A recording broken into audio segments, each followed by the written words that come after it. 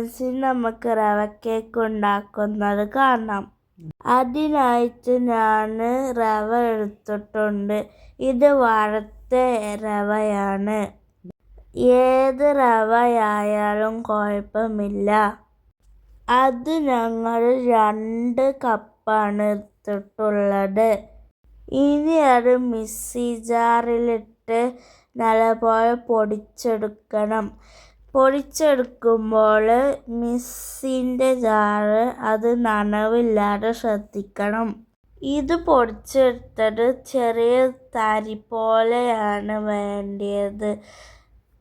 റവ മുഴുവനായിട്ട് പൊടിഞ്ഞ് കിട്ടില്ല. ഇതുപോലെയാണ് നമുക്ക് കിട്ടുക. ഇനി അതേ മിക്സിയിലേക്ക് 2 മുട്ട പൊട്ടിച്ചൊഴിക്കുക. പഞ്ചസാരയും ചേർക്കുക. നല്ലപോലെ അടിച്ചെടുക്കുക. ഇനി അതിലേക്ക് വാനില എസൻസ് 1-2 ഡ്രോപ്പ് ഇട്ടിക്കുക. പിന്നെ അതിലേക്ക് 1 കപ്പ് ഓയിൽ കൂടിയും ഒഴിക്കുക. പിന്നെ അതിലേക്ക് പാകത്തിനുള്ള ഉപ്പും ചേർക്കുക.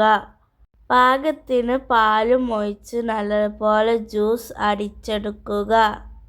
ജ്യൂസ് അടിച്ചെടുത്ത് ആ മിക്സിയിലേക്ക് ആദ്യം പൊടിച്ച് വെച്ചിട്ടുള്ള റവ ചേർത്ത് ഇളക്കിയതിന് ശേഷം അതുകൊണ്ട് ജ്യൂസ് അടിച്ചെടുക്കണം.